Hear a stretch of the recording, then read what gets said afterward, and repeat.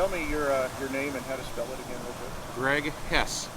And, H as in Henry, E as in Edward, S as in Sam, S as in Sam. and what is your position? I'm an Indianapolis firefighter. Tell me a little bit about what happened right after 9/11. First responders were such an important part of the rescue effort, but you said there was really no rescue to be done by the time you got there.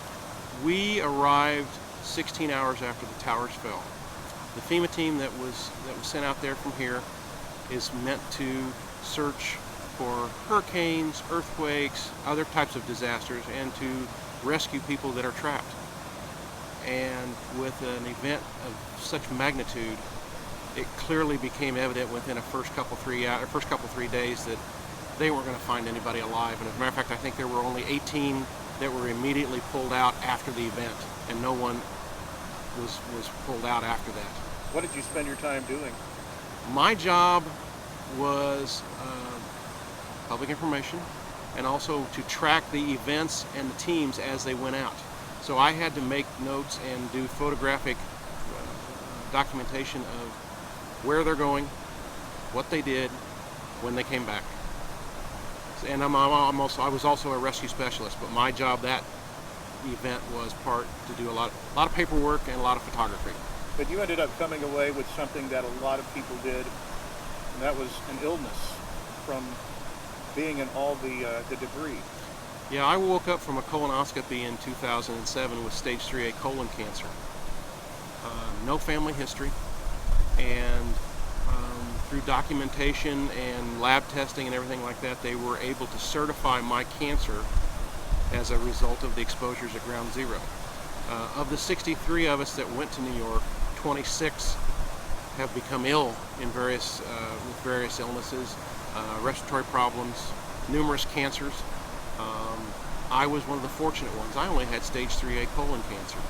We've had 2 members of the team die and they were directly attributed to their exposures at ground zero. And now every day when you get up, you have something to think about because you have the scar left over. Yeah, I had to have 6.5 hours of surgery to remove a plum-sized tumor from my descending colon. So I have about a 10-inch scar from my belly button straight south. And then I also have neuropathy in both feet because I did 6 months of chemotherapy. And unfortunately, the chemotherapy affected my pancreas, which makes me now diabetic. So I have to take shots every day and take oral medications. And so I'm reminded by my numb feet from the neuropathy. And when I stand there in the mirror shaving, I see the 10-inch scar on my stomach. Beyond that, about 5 years ago, you were able to help get this 9/11 memorial organized here in Indianapolis. How did that happen? Well, I came across an article in Firehouse Magazine that the Port Authority of New York and New Jersey, and they were charged with cataloging all the artifacts, and these are considered artifacts. These beams are considered artifacts. And they were trying to find homes for them. And so if a city or town wanted to establish a memorial, they would work with them to do that. And I thought, how hard can it be to build a memorial? Well, I soon realized that I was flying by the seat of my pants and I didn't have a good seat. And I went to Crown Hill Cemetery and told them what my plans were, and they looked at me, said, okay. But I didn't have a site yet. I didn't have $1 raised to do this. But because Indiana was one of the first FEMA teams to arrive there, I thought it prudent to establish a memorial here in Indy. And it cost about, $400,000 to get this built? We raised a little over $400,000 to build this memorial. And that was all private and corporate donations. No government money was used. The city of Indianapolis was gracious enough to give us this plot of land here on the canal, which is an absolutely beautiful backdrop for the memorial. And I'm so proud of what and everybody said, well, this is your legacy. No, my sons are my legacy. My grandson is my legacy. A lot of really, really good people came together with a passion and a drive to build a memorial. And as you can see, I think it's one of the best ones around, and we've been told that ours is, outside of New York City, it's one of the most magnificent memorials to be erected. What are the symbols?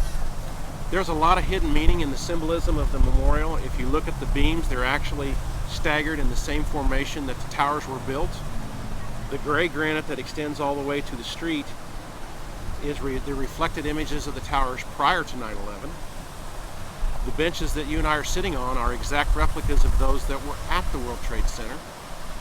The huge wall that's behind the memorial has a huge crack in it, and that's meant to symbolize that it broke us as a nation, but we did not fall. And then atop the tallest beam is a 420-pound bronze American eagle, and he actually sits and looks back to New York City.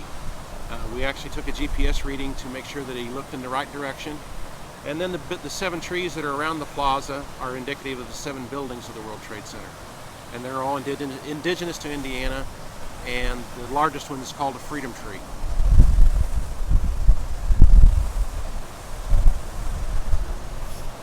This Sunday, when people gather here to celebrate, what are they going to be able to see? Well, you know, I don't consider it a celebration. I consider it a remembrance of one of the most horrific days that our country has ever experienced. We're going to have some keynote speakers. We're closing off Ohio Street. The flag that was draped over these beams all the way back from New York City will be on display. And then after the ceremony, the Wright brothers are going to do a 2-hour patriotic concert. And we're hoping that it just re-energizes and helps everyone to remember September 11th.